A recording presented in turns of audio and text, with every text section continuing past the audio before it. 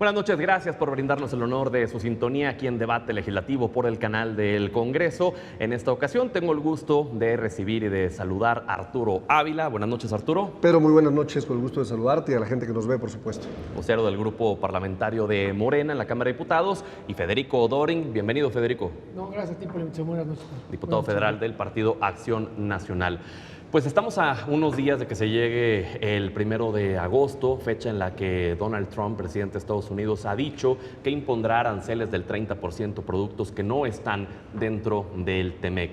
Este tema ha venido desde prácticamente enero, que tomó protesta Donald Trump, la amenaza de los aranceles, y se ha convertido, pues ahora sí que el enemigo público de nuestro país en materia económica, con la especulación, con la incertidumbre que esto ha generado. Esta imposición de aranceles se basa en materia de seguridad, en materia de migración y entre otras cosas que ha dicho Donald Trump, que México no ha hecho lo suficiente para poder contener estos problemas. ¿Dónde estamos en estos temas en un plano general y ahorita particularizamos en cada uno, Arturo? Bueno, yo empezaría por decir que esta política de reordenamiento comercial que tiene el presidente Donald Trump no es solamente una política que se está aplicando contra México. Muy a pesar de la narrativa que ha construido la oposición, que son expertos en la infodemia, ¿no?, que son expertos en las mentiras, la realidad es que es una forma en la que el presidente Trump ve la política exterior basada en una economía que sea superavitaria. ¿Qué quiere decir esto para la gente que nos escucha? Él piensa que las balanzas comerciales tienen que ser positivas para él. Y en esa lógica, él piensa que en el pasado los tratados o los acuerdos comerciales que ha tenido el gobierno de Estados Unidos le han generado balanzas deficitarias, de forma tal que este reordenamiento global va implicando este tipo de intercambio de aranceles y siempre los acompaña de la agenda política o pública de cada uno de los países. ¿Por qué digo política y pública? Porque pues, es atractivo para la base electoral del presidente Donald Trump que el presidente diga que México debe de hacer un trabajo en materia de seguridad en la lucha contra el fentanilo, ¿no? Lo que no dice es que el fentanilo nace en Estados Unidos con motivo de la forma en la que estuvieron prescribiendo las farmacéuticas norteamericanas desde 1968 este producto como opioide, que no fue hasta 2019 cuando la FDA dice finalmente, oigan, ¿saben qué? Este medicamento que les dijeron que era bueno para el dolor es 19 veces o hasta 40 veces más adictivo que cualquier otro medicamento para el dolor. Generaron obviamente un problema de salud gigantesco que una vez que se prohíbe, después de una resolución de un tribunal en contra de la FDA, se determina que tiene que haber una serie de requisitos para poderlo prescribir y entonces se genera un mercado secundario. ¿De dónde viene el mercado secundario? Pues evidentemente de las fronteras de Canadá y de México, ¿no? Con un origen donde en Asia, que es donde sabemos que hay más precursores que han llegado, ¿no? Entonces, yo quería, con cuidado, con cautela, la presidenta lo está haciendo bien y mucho cuidado con creerles a los de azul, ¿no? Y a los del PRI también, ¿no? Federico. Sí, bueno, a ver, escuchaba yo a Arturo con mucha candidez y me viene a la mente ese refrán de mal de muchos, consuelo de tontos. No es un asunto privativo de México, pero tampoco es como para echar campanas al vuelo. Tiene que ver con dos cosas. La innegable alianza intolerable del narcotráfico y Morena. Él ponía el ejemplo con mucha candidez del fentanilo. Pues, ¿qué decía el narcopresidente López Obrador?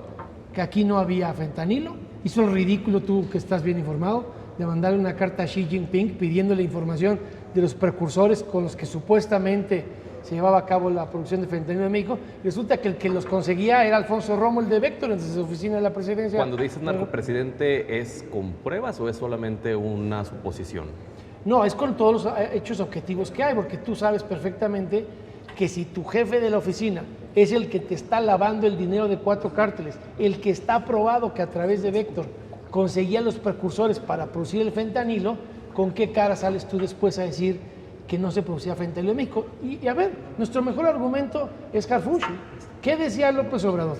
Aquí no hay laboratorios de fentanilo. Vayan a preguntarle a Xi Jinping a Pekín. ¿Y qué hace ahora el superpolicía Harfuch? Presume todos los laboratorios de fentanilo que está desapareciendo, que no se dan por generación espontánea, no son de inteligencia artificial. Todo este huachicol fiscal y todo lo que presume Harfuch que está combatiendo, no es como que nació el 1 de octubre de 2024, eso llevaba años en gestación en el sexenio de los abrazos al narco. Entonces, la primera cosa que hay que resolver es esa. La segunda, me parece a mí que es un déficit diplomático. Pongo un ejemplo. Cuando Marcelo Ebrard era canciller, el diálogo era él con Trump. Ciertamente con llamadas, tocando base con el presidente antes de cerrar un acuerdo. Pero eso ya no lo tenemos. Tú no ves que nadie logra dialogar con Trump, ni siquiera la presidenta, mucho menos el canciller inexistente. Estamos, como bien decías, a unas horas de la entrada en vigor de los aranceles. Pero en general ningún país tiene un diálogo directo con Donald Trump. Algunos lo han logrado, sí, como lo hizo ahora con la Unión Europea, pero déjame ponerte un ejemplo, ¿no? El Reino Unido sí consiguió un acuerdo. Nosotros somos socios comerciales y ni así le consiguen una cita el inútil del canciller y el inútil del embajador en Washington. ¿Qué hizo esta semana? Esta semana, el lunes, que era el día prioritario de semana para los aranceles. ¿A qué se dedicó el canciller? Ve sus redes sociales. A una reunión con funcionarios de Estados Unidos y de México para el Mundial de Fútbol, en serio, para el canciller, que nos debería de estar abriendo puertas de diálogo con la presidenta y Trump. Es más importante una reunión de relaciones públicas y organización del Mundial que la coyuntura y la presión de esta semana los aranceles. ¿Ese es el canciller que merece México? Ahí nos detenemos. ¿Qué le respondes, Arturo? El cinismo y la hipocresía de la oposición no tienen límites. Me explico, porque por un lado Federico habla de un narcogobierno y se le olvida que el único narcogobierno fue el de ustedes, el de Felipe Calderón. ¿Por qué fue el único narcogobierno? Fíjate qué curioso. La única persona sentenciada y condenada, y no hace 10 años o 20 años, apenas en 2023, es el narcopresidente que ustedes tuvieron del Partido Acción Nacional. Pero no solamente eso, pero resulta que hoy sabemos perfectamente bien. Pero ahí te referías a García Luna, ¿no? Me refiero, no a Felipe Calderón. A ver, ahí te va lo que te voy a decir, a eso voy. Resulta que hoy sabemos perfectamente bien que el presidente Felipe Calderón, panista, ¿no?, a quien además Federico Doring le aplaudía, ¿no?, y le echaba porras, era uno de los símbolos ideólogos más profundos de Federico Doring, pues hoy sabemos que el general Tomás Ángeles de Aguajare, subsecretario de la Defensa, en funciones de subsecretario, le dijo: presidente, su secretario de Seguridad Pública, Genaro García Luna, está vinculado al cártel de Sinaloa. El presidente en esta reunión en Los Pinos con Juan Camilo Moriño le dijo: tráeme pruebas. Le llevó las pruebas, transacciones, documentos, videograbaciones. ¿Sabes qué hizo Felipe Calderón?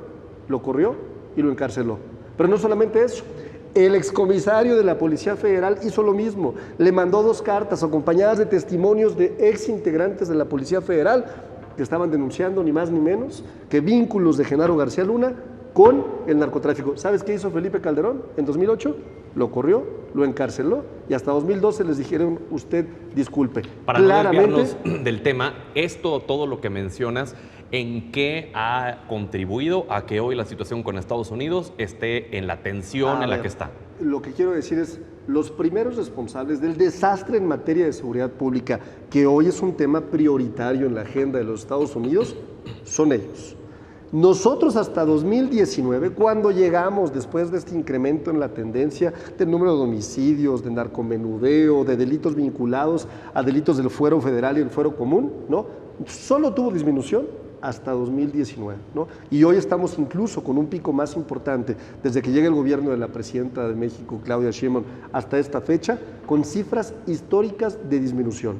¿Esto qué quiere decir? Que realmente gran parte de la responsabilidad corresponde a estos hipócritas. Pero durante el gobierno de Andrés Manuel López Obrador, los homicidios... No, una tendencia a la baja. Tendencia a la baja completamente. Es una falsedad absolutamente. La tendencia se comporta de la siguiente forma. Pero no digo tendencia, digo números. La única forma de medir una política pública es con tendencia. Si estos sinvergüenzas dejaron un escándalo, se aventaron fuego por todos lados, pues es obvio que la tendencia tiene una temporalidad y el número de homicidios fue incrementando.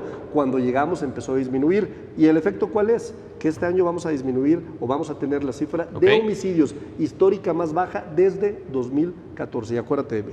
Federico, ¿qué tanta responsabilidad asumen los gobiernos panistas de la condición tan en la cuerda floja en la que se encuentra la relación bilateral con Estados Unidos? No, ninguna, porque a nosotros nunca nos hicieron una imputación como gobierno. Lo que hay son manzanas podridas a título personal, pero jamás el gobierno de ningún país hizo una imputación al gobierno, primera precisión. Segunda precisión, después de esta parodia política de Arturo, hay que aclarar varias cosas. Primera, en el 2019 surge el huachicol fiscal. Ese es creación de Morena. ¿Por qué? Muy fácil, porque no se podían importar combustibles por particulares antes de esa fecha del 2019. ¿Alguna vez tú recuerdas? Yo no le vamos a preguntar aquí a este patiño político, pero ¿tú recuerdas alguna vez que la Embajada de Estados Unidos tuviera que sacar en redes sociales un aviso de cómo es que los empresarios de México, coludidos con los servidores públicos de México, de su partido, generan la industria del huachicol fiscal? Nunca habías visto tú una imputación de que desde el gobierno se solapara a las empresas que defraudaran al propio gobierno. Y el huachicol fiscal es parte de su alianza intolerable, la misma que te dijo el mentiroso López Obrador, que ya no había huachicol fiscal, ni de ningún tipo, porque dice que ya lo había arreglado con las pipas. Falso. 554,000 millones de pesos perdimos solo por huachicol fiscal en el sexenio anterior. Es más que la deuda de Pemex, que sigue hoy sin poderle pagar a proveedores. Ellos tienen que responder por su alianza con el narco. Nosotros nunca se le imputa a García Luna, fíjate qué enorme diferencia, que pactó con el narco. Pero no es lo mismo que yo te diga que te coludiste y pactaste con el narco, a que tú eres el narco y desde tu gobierno creas tu cártel, porque la barredora, el cártel que ustedes crearon desde el gobierno, el que incubaron, el que tiene sus derechos de autor y tienen patentado aquí hasta el cogote todos los de Morena, es el que no quieren debatir aquí en la comisión permanente. Por eso el bellaco de Fernández Noroña no permite el debate. Tan no se pueden defender que no tienen con qué darle la cara a los legisladores de oposición. A ver si ya se animan el miércoles y pierden el miedo para el debate. Arturo. Es curioso escuchar lo que está diciendo, porque en el caso del gobierno de Felipe Calderón nunca lo persiguió, lo premió. Es más, ¿quién crees que aplaudía como foca? Federico Dorin le aplaudía a Genaro García Luna. Pero de veras, era un ídolo. Después con Enrique Peña Nieto, del PRI, el aliado de los señores, por eso son el PRIAN ellos, resulta que hasta recibió contratos. A través de Glock, que era la consultora de Genaro García Luna, hubo contratos en donde decía que había consultoría, se espiaba, tenían herramientas de espionaje, ¿no? Nosotros, como gobierno morenista, porque no hay que olvidar que la Fiscalía General del Estado es una propuesta que se somete al Congreso local por parte del gobernador, decidimos iniciar las investigaciones. Nosotros, en el gobierno de Andrés Manuel López Obrador, empezamos a generar los trabajos de inteligencia para desmantelar, sí, un hecho que es verdaderamente lamentable, como que un secretario de Seguridad Pública esté involucrado con conductas delictivas. Pero nosotros lo vamos a meter a la cárcel, no como ustedes que dejaron un pillo suelto. Federico. Bueno, pues yo no le acepto la mentira, porque la verdad es que si no lo conociera le podría creer, pero es un pillo consumado, Arturo. Mira, cuando Claudia Sheinbaum fue jefa de gobierno, el primer policía que nombró se llama Jesús Horta, prófugo de la justicia al día de hoy por 2.500 millones de pesos de lavado de dinero. Por eso llegó el superpolicía Harfuch, porque tuvo que renunciar el otro cuando le echaron la diamantina a las mujeres porque la crisis de seguridad del 2019 en el transporte público. Y desde entonces no aparece, y no va a aparecer Hernán. ¿Por qué? Porque le sabe todos sus secretos. Él dice que ellos lo investigaron falso. A ellos les pasaron, el gobierno de Estados Unidos, en las reuniones en las que fueron el canciller y Harfuch, el nombre, porque este señor es el que creó la industria del huachicol, no el fiscal, el rupestre desde Tabasco. Y por eso es que se dieron cuenta que tenían esa manzana podrida. Gran parte del problema, porque si te fijas, habla de todo menos de los aranceles. No puede negar la mediocridad de su cancillería, que ni siquiera una cita le consigue a la presidenta con Trump. Y eso que somos socios comerciales. Le prestamos a nuestros soldados de la Guardia Nacional y ni siquiera así de agradecimiento una citita, una charla. O sea, en serio, para lo que les alcanza su capacidad diplomática, ¿es para un teléfono? No, hombre, yo esperaría tener un canciller que saque un perro una milpa, pero me concentro en el tema. Pero una reunión entre Claudia Sheinbaum y Donald Trump tendría que ser en las condiciones que Donald Trump quisiera. No necesariamente. Y poner a Claudia Sheinbaum en la oficina oval de la Casa Blanca, como hemos visto al presidente de Sudáfrica, como hemos visto a otros presidentes, ¿no es aventar a la boca del lobo a la presidenta de México? Me parece que le concedes muy poco a la presidenta. Yo te lo voy a poner de otra forma. La presidenta no tendría por qué aceptar ningún maltrato, porque la presidenta tiene el trato que no le corresponden de aliada comercial. Y la presidenta lo único que ha hecho es ayudarle a Trump, desde la Guardia Nacional hasta otros temas. Ahora, si tú me vas a decir que crees que el canciller es tan mediocre que el único contexto en el que le puede conseguir el diálogo es de calado humillante, pues entonces el problema es del canciller. Yo creo que el presidente sí podría tener una buena charla con ella, pero el problema es que, como te dije, el canciller su prioridad no es sentar a Sheinbaum con Trump, es tomarse la foto con los organizadores del Mundial de la FIFA, con Gaby Cuevas. Para eso le alcanza su diplomacia. El otro, que no es quita nuestros impuestos, Esteban Moctezuma, se dedica a tomarse fotos con la niñera Fran Drescher en vez de conseguir atender los temas. ¿Qué pasó con las remesas? Sí se arreglaron las remesas al final, pero cuando ya se había aprobado en comisiones el primer proyecto de remesas, él ni siquiera se había sentado con un solo congresista de Estados Unidos, que me desmienta, a ver qué fotos tienen. El diálogo de la comisión que salió de aquí del Senado fue cuando ya el proyecto había salido de comisión y estaba circulado para el Pleno. Así de tarde llegó México a la interlocución. Si tú tienes dos diplomáticos, que ahora que se murió el mexicano en las redadas, ¿y qué lograron hacer? ¿Y dónde está la carta diplomática? ¿Cuándo levantan la voz por un mexicano, el embajador en Washington, o los dos mexicanos que sí se discutió aquí, que estaban en el Alligator? O sea, lo que dices es que tendría que ser la política exterior de México ponerse a los golpes con Estados Unidos. No, lo que digo es que a la presidenta le urge un canciller. Si tuviera un canciller, tendría otro resultado. Por eso te pongo el ejemplo de López Obrador. López Obrador no es nada como para escribir a casa, ¿no? Pues es un narcopresidente, es el que les enseñó a ellos a lavar el dinero del huachicol fiscal. Pero cuando menos, por eso no acepto el comentario, ese mismo presidente Trump, al canciller Ebrard, le daba un trato respetuoso. Al canciller de la Fuente no lo recibe. Bueno, pero hoy tienes a Marcelo Ebrard como secretario de Economía, sí, también en la interlocución. Pero con un error que cometió la presidenta. Acuérdate, cuando todavía estaba el embajador anterior, la presidenta dijo que nadie puede tener interlocución directa con el embajador de Estados Unidos si no es a través del canciller. Entonces, cuando tú le quitas la interlocución política a Ebrard para hablar con el embajador de Estados Unidos en México, y dices que todo pasa por el embudo del inútil del canciller que no saca un perro de una milpa, pues estás dejando el talento de Ebrard, que sí existe y está acreditado en los hechos y en los años anteriores, dependiendo de alguien que está más preocupado por el Mundial de Fútbol de la FIFA que por detener los aranceles de esta semana. ¿Ha sido efectivo el trabajo que han hecho el canciller, el secretario de Economía, el embajador de México en Estados Unidos? Sin duda, lo que Federico no dice es que fuimos el primer país que instaló una mesa permanente de diálogo en Washington. Lo que Federico no dice, por supuesto, porque tiene en su ADN una mitomanía política enorme, es que ya presentamos alternativas, que él no conoce, por supuesto, porque ellos son entreguistas por naturaleza, ¿no? Lo que Federico no dice es que en breve se darán a conocer los resultados de esta mesa, y ¿sabes qué? A pesar de lo que ellos quisieran, porque ellos quisieran que le fuera mal a México. Ellos tienen un ADN antipatriota. Yo siempre lo he comparado a Federico con este personaje de la historia, James Polk, que fue este presidente número 11 de Estados Unidos que en 1848 anexó una gran parte del territorio mexicano. ¿Sabes cómo, no? Con el apoyo de los conservadores, de los panistas de aquella época, ¿no? Entonces Federico Polk lo que no quiere es que le vaya bien a México, pero nos va a ir bien. En breve vamos a tener resultados seguramente de esta mesa de diálogo que está trabajando. ¿Y qué crees? Que aunque lo van a simular, aunque lo van a decir que no es cierto y siempre encontrarán otra cosa para descalificar las acciones del gobierno, ¿no? Pues nos va a ir bien, a este país le va a ir bien, por supuesto, ¿no? No quiero dejar de mencionar el tremendo oso que hizo una senadora que es de Acción Nacional. Esta que es muy cercana a Ricardo Salinas Pliego ahí en TV Azteca, esta que trae megáfono por todos lados. En una entrevista a Fox News, a una de las cadenas, en mi opinión, más conservadoras. Y por supuesto la entrevista fue una conductora que está casada con un miembro de la Casa de Representantes, también muy cercano a Donald Trump. En esta entrevista solo se dedicó a denostar a nuestro país, solo se dedicó a denostar a nuestra patria. Habla de Lili Téllez, ¿no?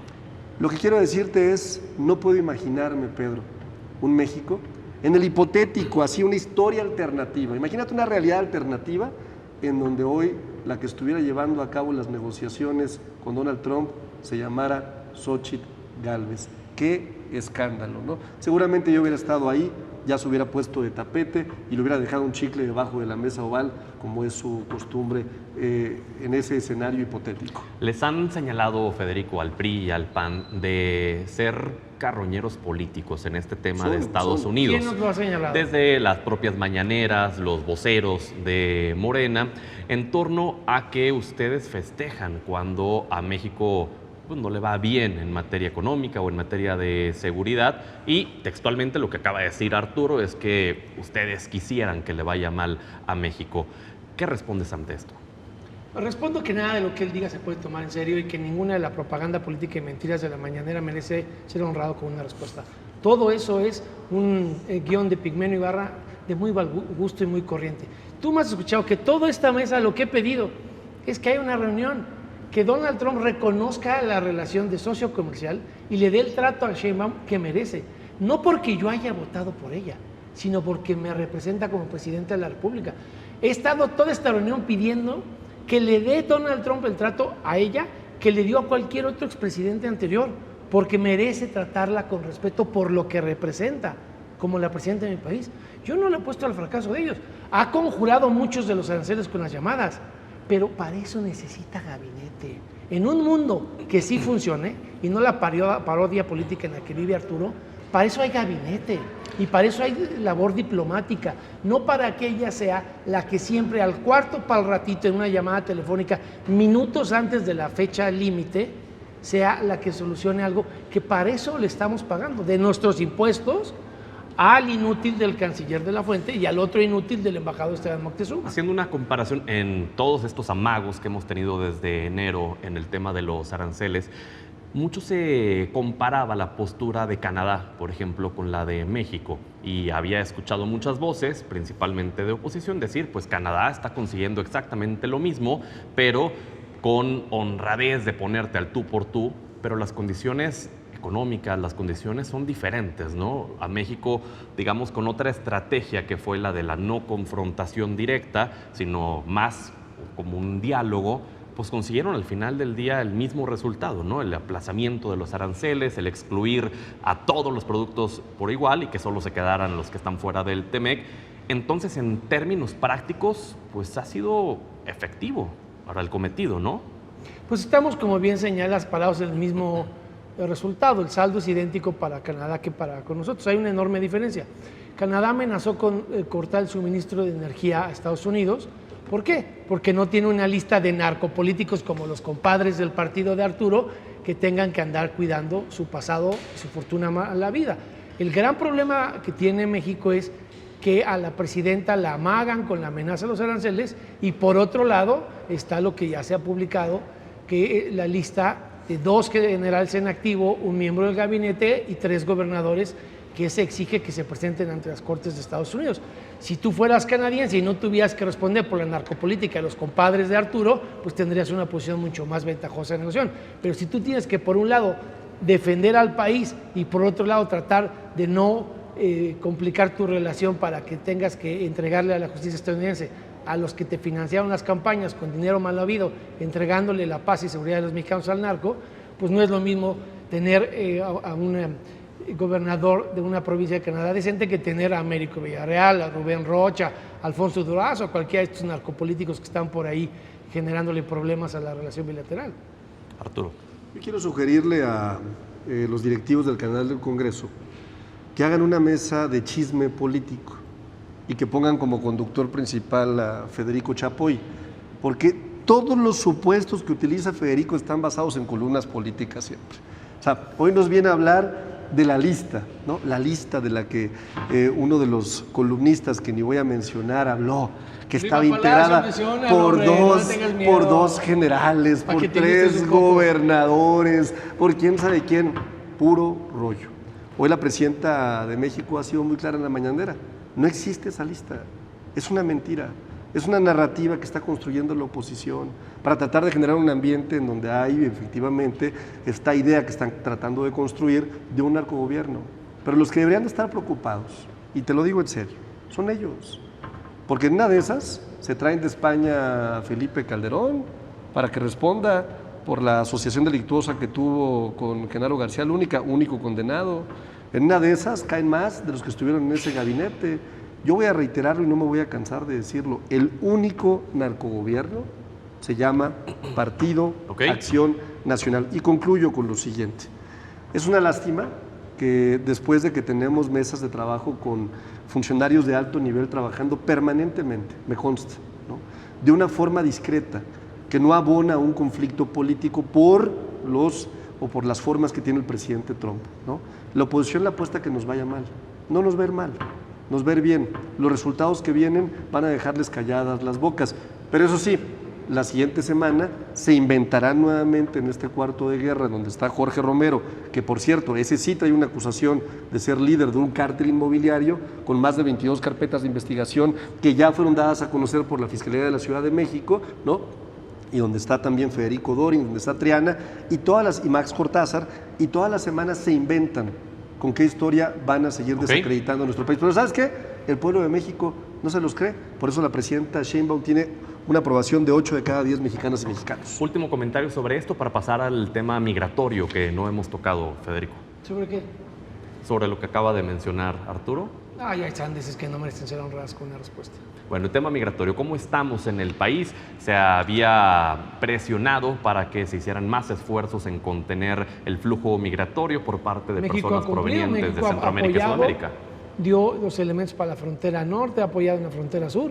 Por eso la reciprocidad que no existe tiene que ser un asunto que se señale en la relación bilateral. Arturo, en materia migratoria, ¿cómo está México? ¿Qué resultados entrega para poder decir estamos haciendo el trabajo? México, como nunca, desde el gobierno de Andrés Manuel López Obrador, ha reducido de forma significativa el número de encuentros, porque es lo que utiliza CBP como denominación de las personas que se encuentran, ¿no? Sobre todo de mexicanas y mexicanos. Y esto se debe a algo bien importante que ellos no mencionan porque no les gusta mencionarlo. O sea, verdaderamente nosotros hemos mejorado la calidad de vida de las y de los mexicanos. Más de 10.5 millones de mexicanas y mexicanos han salido de la pobreza, y no lo digo yo, lo dice el Banco Mundial. Tenemos una calidad de vida en donde el salario mínimo promedio ha incrementado a casi 17,000 pesos. Nunca había incrementado tanto. Ellos decían, ¿no?, desde la escuela de la tecnocracia, decían, es que es imposible subir el salario mínimo por encima de la inflación, porque si no entonces vamos a generar un desastre económico. Y nosotros demostramos que sí se puede, que lo hicimos en un 135% en términos reales, y con eso impactamos la mejoría de la gente de México. No solamente eso, hoy 1 de cada 4 familias en México recibe un programa para adultos mayores. Las abuelitas, los adultos mayores reciben desde los 60 años este tipo de apoyos. Hay becas Rita Cetina que van a jóvenes, jóvenes construyendo el futuro. Sí, esos que Federico les decía ninis, que no hacían nada, que se burlaban, han incorporado a casi 10 millones de mexicanas y mexicanos ya a una actividad profesional, a una actividad bien remunerada. Es decir, nosotros le estamos cambiando el rostro a este México que ellos nos dejaron. Ese México en donde condonaban impuestos, ese México en donde anunciaban obras faraónicas y terminaban o en una barda, ¿no?, o terminaban en un monumento a la corrupción como la Estela de Luz, mientras que nosotros hicimos el Tren Maya, el tren del Istmo de Tehuantepec, caminos artesanales, el AIFA, por supuesto, y así muchas obras que sí pudimos, el Tren Maya, ya lo comenté, compramos Deer Park, por ejemplo. Es decir, somos muy distintos, no nos parecemos en nada a ellos, pero no lo digo yo, lo dice la gente allá afuera, y si no, revisa las últimas 27 encuestas que se han publicado de lo que viene en 2027. ¿Qué te dicen? Pues que toda la gente va a seguir votando por Morena, incluso más, que les vamos a arrebatar Chihuahua, que vamos a ganar Nuevo León y que muy probablemente ganemos Aguascalientes y también Querétaro. Les duele mucho, lo entiendo, están moralmente derrotados. ¿Cuál sería el impacto económico que se tendría para el país, Federico, en caso de que no se llegue antes a un acuerdo para quitar estos aranceles del 30% de los productos fuera del TEMEC? Pues eso nos va a costar empleos directos e indirectos, nos va a costar más inversiones.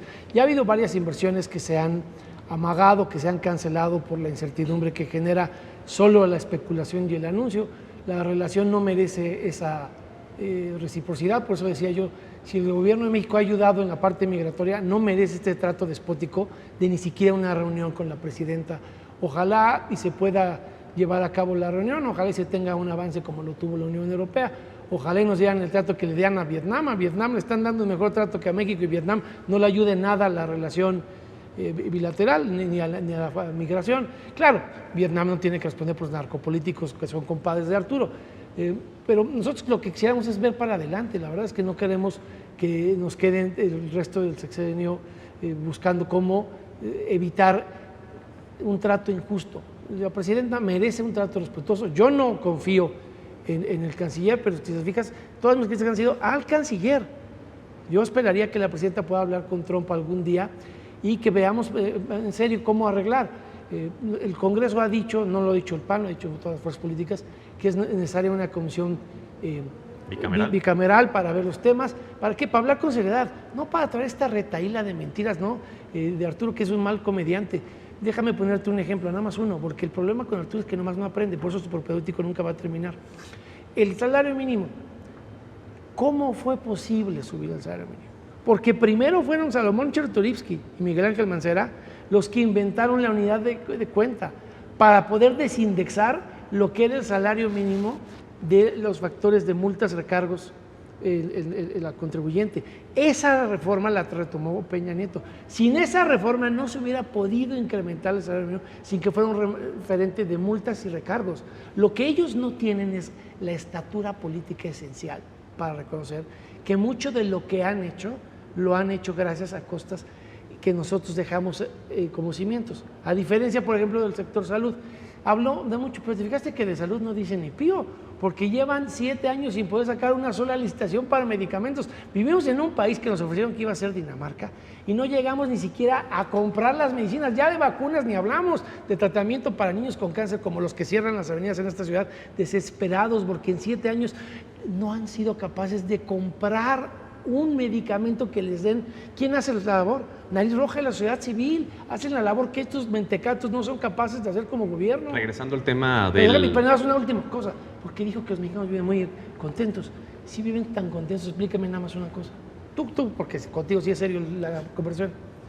¿Por qué los chapanecos se están yendo a esconder a Guatemala? Cosa que nunca pasaba, nunca, era al revés. Los guatemaltecos se venían a México a buscar prosperidad, desarrollo y oportunidades. Con ellos salen huyendo. ¿Sabes por qué salen huyendo? Porque si los muchachos no se vuelven sicarios, les queman las casas y se quedan sin su poco patrimonio. Esa es su triste realidad. En Chiapas, por eso en Pantelot tienen esa crisis de hace muchos meses y por eso están huyendo a Guatemala. En el caso de que se apliquen los aranceles, ¿tú vislumbras una crisis económica? Sí, va a tener efectos muy negativos para México y por eso es lo peligroso de la última carta de Trump. Es ese párrafo que antes no había invocado, en el que amenaza a la presidenta que si se atreve la presidenta a tener medidas retaliatorias, le va a subir la tasa de aranceles. Porque en los antecedentes anteriores, cuando ha habido medidas impopulares e injustas, con el gobierno de Peña en el acero y con el gobierno de Calderón, cuando no dejaban entrar los camiones de doble remolque a Estados Unidos, ¿no?, derivados del tratado, hubo medidas retaliatorias. Y en los dos casos en los que el gobierno de México contestó con medidas retaliatorias, aranceles injustos que obedecían en eso sí, a intereses electorales del gobierno en turno, en los dos casos la medida resultó y probó ser exitosa en el tiempo. Arturo, si se imponen esos aranceles, ¿generarían una crisis económica? Sí, claro, una presión inflacionaria sin duda en el gobierno de Estados Unidos. Habría una afectación de las cadenas de suministro, hay que decirlo sin duda también, y una afectación al Producto Interno Bruto de ambos países. Es decir, la lógica tendría un impacto inflacionario. De hecho, ya hay sectores en donde ciertas tarifas arancelarias empiezan a impactar en los bolsillos de los norteamericanos y a desacelerar la economía, ¿no? Es deseable, ¿no?, que no suceda, es deseable que los mercados mantengan estabilidad, es deseable un acuerdo diplomático, es deseable por el bien de todas y de todos que le vaya bien a México, a las mexicanas, a los mexicanos. Fíjate, es curioso, Pedro, qué solita está la oposición, qué mal han quedado, que hoy mientras ellos se hacen para atrás y desean que le vaya mal a nuestro país, las empresarias y los empresarios de nuestro país anuncian inversiones, se la juegan con la presidenta a través de Plan México. No es casualidad que hace algunos días el grupo Bimbo haya anunciado una inversión de más de 2,000 millones de pesos.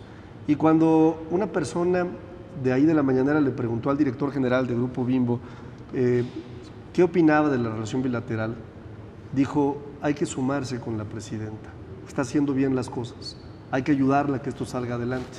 Nosotros los empresarios y las empresarias estamos sumados. ¿Quiénes están solos verdaderamente? Ellos. ¿Sabes dónde? En el basurero de la historia.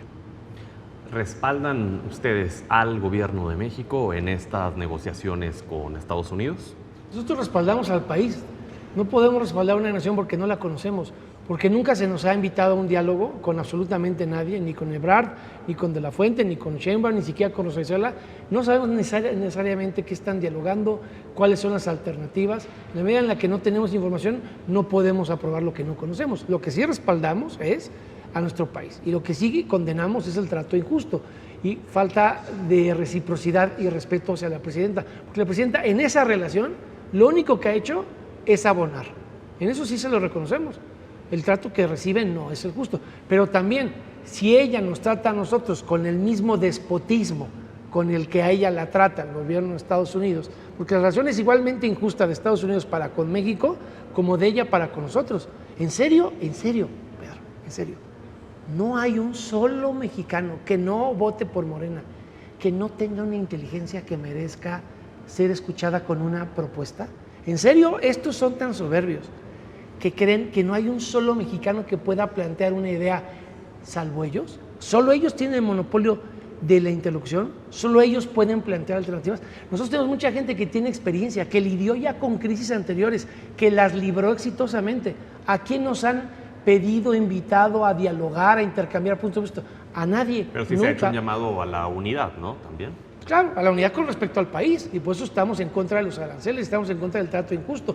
Pero pedirnos que demos un cheque en blanco a un gobierno que no dialoga, que nada más nos calumnia, que nada más nos injuria, y que en vez de mandar a alguien con oficio político a invitar al diálogo, lo mandan con un panfleto de carpa política. Por eso yo siempre le digo a Arturo que es como el palillo del siglo XXI, igualito, la misma carpa política que había aquí en los albores del siglo pasado. Entonces, eso no le da seriedad.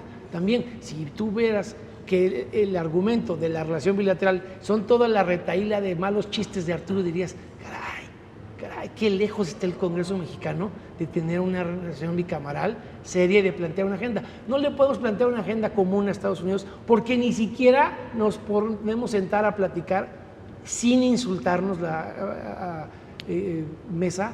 ¿Qué queremos hacer? A mí él nunca me ha preguntado qué ideas tengo para la relación bilateral. La presidenta jamás nos ha preguntado nunca. ¿Cuándo ha invitado a dialogar al PAN? Nunca. ¿Y qué sería lo que ustedes propondrían? Nosotros propondríamos diversificar. Hay una nota que vi hoy que me parece muy interesante, que está empezando a explorar el gobierno de México un acuerdo bilateral con Canadá para fortalecer su vertiente económica con Canadá y volverse menos prescindible de Estados Unidos.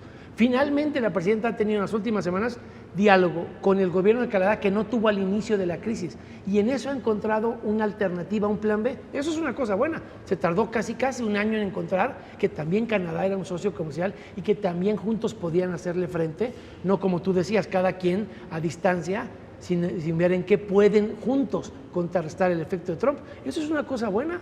Muchas de esas cosas nosotros las decíamos antes, lo que pasa es que él está tan ocupado en insultar y mentir que no escucha a la oposición. ¿Arturo? No, a ver, el chiste se cuenta solo. La oposición hay que tratarla como es, como una oposición de broma, como una oposición de risa, como una oposición de sátira, porque eso es lo que se han convertido. Si Federico en serio llegara a una mesa de debate a no descalificar, y ustedes pueden ver la grabación, cuántas descalificaciones hubo en esta mesa, a tener un debate serio, un debate con propuestas, yo creo que sería distinto. Pero si partimos de una realidad hipotética que no existe, en donde ellos dicen que hay una lista, ¿no?, de narcotraficantes que están en el ejército mexicano, que la forman los gobernadores, y que la lista no existe por ningún lado, es muy difícil sentarse a platicar con ellos. Viven en una realidad casi esquizofrénica. Es decir, no puedes sentarte con personajes que no solamente no proponen, que quieren que le vaya mal a México y que sus posturas están fundamentadas en columnas políticas. Pues es imposible. Entonces, ¿qué tienes que hacer cuando vas a una mesa de debate? Pues reírte un poco de ellos. Pero si llegan personajes con propuestas, un plan de trabajo, miren, a ver, independientemente de que sean del PAN, del PRI, de Yo me ofrezco MC. a llevarle una propuesta a la presidenta de México si Federico Doring me entrega algo que sea verdaderamente viable y que no sean caricaturas o dibujos de niños de 10 años. Con todo gusto, hombre, encantado. Yo me ofrezco a sentar un grupo de diputadas y diputados con ellos para que podamos discutirlo y platicarlo. El tema es que ellos no salen de una retórica en donde únicamente están deseando que le vaya mal a nuestro gobierno. Te lo digo en serio. Okay. Y reitero, si Federico Doring después de este debate quiere hacer algunas propuestas, yo me ofrezco como un canal además adecuado para que llegue al escritorio de la presidenta cualquier propuesta que no salga de una columna fantasiosa. ¿Le tomas la palabra? Déjame decirte una cosa que lamento mucho, porque lleva un año tratando de aprender la labor legislativa y no ha aprendido absolutamente nada. Nosotros no necesitamos que él nos lleve a ningún lado. El diálogo no es con él, es con el gobierno. Yo no necesito vejigas para nadar. Este trato que él dispensa es un trato que no es respetuoso, porque el PAN no está pidiendo que él vaya a llevar un mensaje. El PAN está dispuesto a dialogar con el gobierno. Si al gobierno no le alcanza el interés para dialogar con el PAN, él no es el mensajero, él no es el corre, ve y dile. Nosotros, nuestra condición democrática no puede estar supeditada a que el bueno del Arturito sea el que lleve las propuestas del PAN con la presidenta. Pero al final, ¿qué no? Lo que buscan es que los tomen en cuenta, que los escuchen en las propuestas que tienen. Y entonces eso está condicionado a que solo si les dan el protagonismo de sentarse con la presidenta o con el canciller. No, te equivocas, no es de protagonismo, es de respeto. Nosotros representamos otra visión política y nuestra visión política no está supeditada a un corre, ve y dile. Si independientemente que sea Arturo, no llámale Arturo, claro, llámale Juanito, llámale Pedrito. Pero el gobierno dialoga con todos. Se supone que el gobierno gobierna para todos. Si el gobierno no tiene interés en escuchar al PAN, pues el PAN ya cuántas veces lo ha dicho, 2 o 3 veces. Jorge Romero ha dicho que está dispuesto a dialogar si algún día hay una invitación. Y hay ya un plan de trabajo, sí, claro, que ustedes tienen para decir, mira, estas acciones son las que deberían hacer. Algo que se presentó y que nunca quiso discutir el gobierno. El PAN presentó cosa que nadie más ha presentado, y la puedes checar en los diarios debates, una ley de fomento a la industria automotriz. Cuando empezaba este problema, la primera industria a la que dijimos que hay que hacerle una ley que le garantice que no vaya a perder empleos y competitividad, como existe la ley que fomenta la industria vitivinícola del Valle de Guadalupe. En ese espejo, el único partido que ha propuesto en México algo para defender a la industria automotriz, los empleos y las inversiones que en ella están depositados en este país, es Acción Nacional. ¿Sabes cuántas veces alguien nos invitó a dialogar? ¿Sabes cuántas veces alguien en la Secretaría de Economía nos aceptó la petición de dialogarla? Porque presidimos la Comisión de Economía y el diputado Salim buscó a través de varios enlaces que se pudiera discutir el tema con el gobierno. Ni siquiera para ayudar a la industria automotriz nos quieren escuchar. ¿Y lo vieron ustedes directamente con armadoras? Claro, con y con todo el gremio. ¿Por qué? Porque era lo que la oficina del Consejo Coordinador Empresarial en Washington, lo que ellos tenían detectado que podrían ser los efectos de los aranceles y cómo paliarlos. Eso se vio con el propio representante de la industria automotriz y el del Consejo Coordinador en Washington, que eran los que acompañaron, ahí sí, el diálogo en su momento cuando se veía la amenaza para la industria automotriz. Que en el tema automotriz, que es un tema sumamente delicado, pues las decisiones al final del día ahí radican en las cabezas de las compañías, pero en Estados Unidos, ¿no? Porque está esta amenaza de elevarles el costo de producción, elevar el costo de venta hacia los propios estadounidenses y que por ende bajen mucho las ventas, y entonces diversas empresas lo que han tenido que decidir para proteger eso es eliminar esta producción en otros países, no solamente México, para tratar de hacer frente a estos aranceles. Ahí entonces las decisiones terminan siendo de las propias compañías que están basadas en Estados Unidos, ¿no? Si lo ves así como que México no va a hacer nada, sí, tendrías la razón, pero no ese es el caso. Si México fortalece su política de fomento a la industria automotriz, le vas a dar a ellos un dilema a sopesar. El problema es que ellos hoy día no tienen nada contra qué sopesar la decisión. Tienen la amenaza de Trump, y con la conjurada del arancel. Nosotros no queremos ser rehenes de la amenaza del arancel, queremos fortalecer una política pública, porque entonces si te doy a escoger entre la política pública llevada a rango de ley en México y la impronta de una presidencia que no tienes la certeza que va a durar más de un par de años, quizá tu visión de largo plazo es quedarte con la certidumbre de una ley que la República Mexicana te está dando para contrarrestar la impronta hepática de Trump. Nosotros tendríamos que poner cosas en la mesa. En términos de ajedrez, no podemos jugar siempre negras y jugar la ficha para atrás para que no nos coma. También México tiene derecho a tener una política propia, a innovar, a modernizarse y a tener algo que incluso lo haga todavía más competitivo contra las empresas en Estados Unidos, a las mismas a las que Trump está defendiendo porque han perdido espacio en el mercado con nosotros. Arturo, en este tema del sector automotriz. Hay una falta de entendimiento de las cadenas de suministro por parte de Federico, ¿no?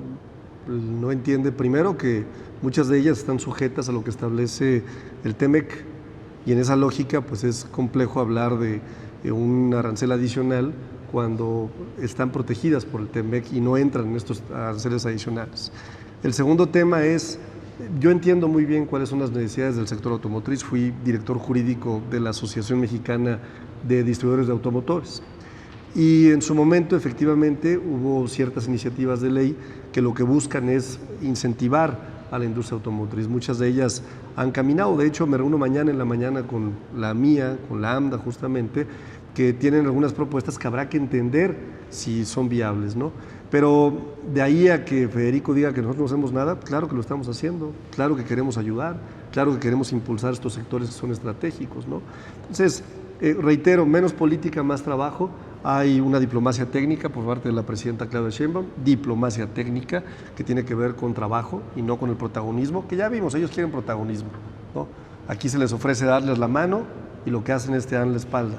Es el sello del PAN, es la hipocresía, ¿no? Por otro lado, sí, vamos a priorizar la negociación. Viene la revisión del TEMEC. Viene la revisión del TEMEC. El tema de las reglas de origen, por ejemplo, del sector automotriz será reglas importante. de origen, habrá que impulsar también y seguir impulsando el nearshoring también como algo muy importante. Un nearshoring que se veía muy prometedor a inicios de este año y que con Donald Trump y va a suceder. Ha parado. Y va a suceder una vez que venga la renegociación del TEMEC. Yo lo que digo es, a mí me da mucho gusto ver a un México cohesionado, con empresarios, con sectores sociales, con sectores industriales, con sectores agroalimentarios, con el sector automotriz. Fíjate, curiosamente el sector automotriz está trabajando muy de cerca de la Secretaría de Economía, desde la Industria Nacional de Autopartes, desde la propia Asociación Mexicana de la Industria Automotriz, desde la asociación que ve el comercio automotor, que es distribuidores de automotores, desde la AMPAC, que es la productora de tractocamiones y de camiones también. Trabajan y están permanentemente en una mesa de negociación. Lo que pasa es que ya no ven con ojos serios a la oposición, que se ha dedicado lamentablemente estos últimos años a hacer politiquería pura. Está también el tema del ganado, el tema del jitomate, Federico. Bueno, a ver, pues ya tienes el mismo problema. A ver, ¿qué te dice Arturo? Que no hay una lista, ¿no? Lo mismo que te decía Andrés Manuel, que no hay huachicol, y ya vemos cómo pulula, ¿no? Entonces, tienes el problema del jitomate. ¿Quién es el estado que más va a sufrir ese arancel injusto? Sinaloa. Exactamente el único gobernador que no pueden mandar a dialogar a Estados Unidos.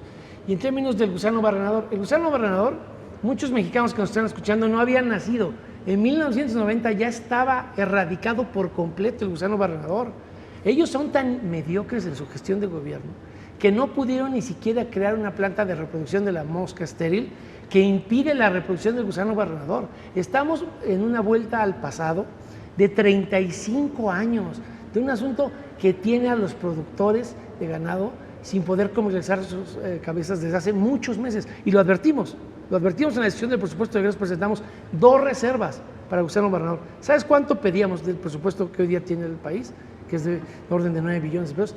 250, si se hubieran invertido 250 millones de pesos en esa planta a tiempo, cuando ya se habían detectado los primeros brotes de gusano barrenador, no tendríamos la crisis y las fronteras cerradas como hemos tenido todo este año, porque no se atendió a tiempo. ¿Por qué? Porque es la misma soberbia de Arturo. Como se atrevió a proponerlo el PAN, como se atrevió a proponerlo la diputada Agustín Rodríguez del PAN de Sonora, nada más porque le había propuesto el PAN, no se podía aprobar. ¿Y qué le decían sus correligionarios? Si no la presentas tú y la presentamos nosotros, quizás sí te la aprobamos. Entonces, te invitan a que te humilles, a que te invisibilices, a que no puedas presentar una sola reserva, porque si la quieres considerar viable, tienes que renunciar a tu trabajo, a tu agenda, a tu compromiso con los mexicanos y entregarles tus ideas a ellos, porque solo así se pueden aprobar. En esa mezquindad, pues resurgió el gusano barrenador. Arturo. A ver, la simpleza con la que hace análisis Federico Doring es de magnitudes incalculables, ¿no? El gusano barrenador tiene origen en Panamá, tiene origen con una de estas plantas de moscas estériles que efectivamente son las que disminuyen la población de la mosca que genera la infección del gusano barrenador, ¿no? Es una responsabilidad compartida porque el gobierno de Estados Unidos es quien opera esta planta. Incluso el gobierno de México ha pedido que se haga una inversión conjunta en el estado de Chiapas que pueda ayudar a que esta situación no siga un curso como el que siguió en su momento, ¿no? El tema de los jitomates también es importante decir que el reclamo más importante lo hace el estado de Florida, que es donde están los principales productores de jitomate y donde está también la base electoral más fuerte también de Donald Trump. Hay que dejar claro también que el mercado norteamericano no tiene la posibilidad de surtir al mercado norteamericano, requiere indiscutiblemente de los productores mexicanos. La medida de la tarifa arancelaria ¿a quién le va a pegar? A los norteamericanos. Entonces, la simpleza del análisis tiene que ser mucho más cautelosa. Nosotros lo que estamos apostando es por llevar propuestas que tengan muy claros los escenarios de lo que puede suceder con la población de Estados Unidos, para que el presidente Donald Trump y sus funcionarios de su gabinete puedan tomar mejores decisiones. Es decir, ¿cómo le impactaría al estadounidense Claro. en el consumo diario? Esa es la lógica. Aumento en el precio que tendrá que pagar desde el jitomate, desde la carne, desde los automóviles. Esa es la lógica. La lógica es que ellos tienen que entender muy bien que las balanzas en muchos casos ya son superavitarias, que los impactos inflacionarios van a dañar a su población. Y incluso yo te diría, me atrevería a decir que muchas de estas iniciativas que de pronto tiene el gobierno de Estados Unidos nunca tienen el objetivo de que sucedan.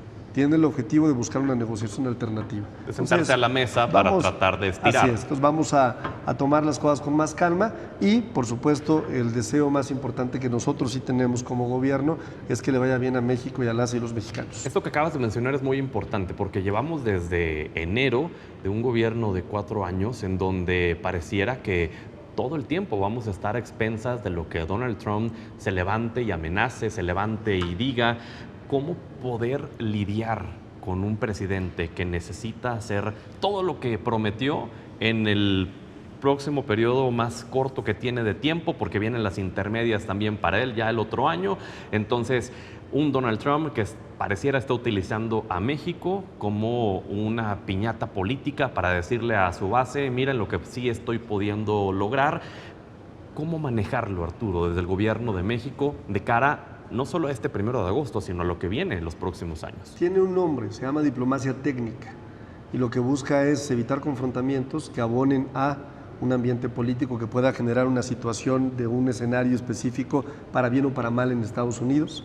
Lo vimos en el caso de estas redadas que se empezaron a generar, que muchos de ellos incluso presumían que habían sido provocadas desde sectores muy de ultraderecha en Estados Unidos. Había imágenes incluso de policías rompiendo las propias patrullas. Nunca supimos si el encapuchado con la bandera de México era mexicano realmente, pero que buscan de alguna forma mandar una señal distinta y equivocada.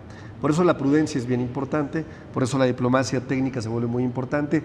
Ellos quisieran protagonismos, nosotros no vamos a abonar al protagonismo que puede generar una situación política incómoda.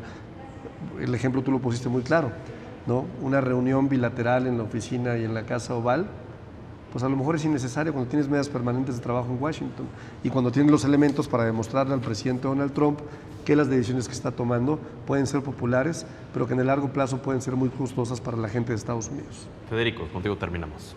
A ver, tenemos visiones distintas, eso es innegable. No es un tema de protagonismo, es un tema de entender al interlocutor. Alguien como Donald Trump estima que lo más importante que él tiene es su prestigio personal, este síndrome megalómano que lo lleva por todos lados. Él es importantísimo que podamos tener una reunión de Sheinbaum con él, porque lo que llaman los americanos el handshake, lo único que vale la pena de Trump hoy día y que puede ser estable en el tiempo es estrechar su mano cuando se tenga un acuerdo, porque su palabra es el valor que él reconoce por encima de todos los demás. Él no escucha a muchos miembros de su gabinete. Este tema del jitomate, decía Ebrard hace unas semanas que él estaba en Washington en la misma semana y 48 horas antes hablando de otro tema, nadie en el Departamento de Comercio lo vio venir. Pero el handshake realmente vale para Donald Sí, Trump. porque tenemos el caso, por ejemplo, de Volodymyr Zelensky, que cómo lo apoyó y cómo desde antes de llegar a la Casa Blanca dijo que iba a hacer que la guerra terminara incluso antes de que él llegara, y ve después cómo lo trató incluso en el despacho Oval. Claro, con J.D. Vance, pero también cuando mostró la suficiente dignidad Zelensky, las cosas volvieron a agarrar otro cauce. ¿Dignidad o que se dobló? No, porque no se dobló. Les plantó que no, bueno, ¿No se dobló? Ahí no se dejó bulear por ellos dos y al tiempo se recondujo la relación. ¿Cuándo se recondujo la relación? Cuando fueron a las exequias de su santidad Francisco I. Ahí cuando se sentaron en esta imagen, sí, con las dos sillas. Por eso el tiempo me da la razón, porque si tú platicas con Trump, tienes otro resultado que si lo depositas en un tercero. La relación entre esos dos se compuso después de ese exabrupto en la Casa Blanca, en la oficina oval, en las excesis, a la que la presidenta no quiso ir y mandó a Rosa Isela. Nosotros no hemos procurado la reunión. Yo estoy convencido que no es un asunto de protagonismo, es un asunto de entender. Claro, como él lleva su propedéutico de primer año en política, pues hay que explicarle mucho. Pero el valor de que Trump empeñe su palabra con Sheinbaum en México en algún tema, es un valor del que no va a poder renegar. Él dice que lo de la campaña lo está ajustando. Yo estoy convencido que si la presidenta se sienta con él y tiene un acuerdo en materia migratoria, económica, la que sea, ese acuerdo él sí lo va a honrar, porque lo que él no puede permitir es que parezca que como jefe de Estado está renegando de su propio acuerdo. Él reniega del TEMEC anterior, ¿por qué? A pesar de que él lo negoció, porque no lo negoció con Claudia Sheinbaum. Esa es una estrategia equivocada y hay que corregirla. Pues bueno, gracias Federico, gracias Arturo por haber estado con nosotros. Gran debate sin duda alguna y pues bueno, vamos a ver qué sucede con el tema de los aranceles. Gracias. Buenas noches y gracias principalmente a usted por habernos brindado el honor de su sintonía. Buenas noches.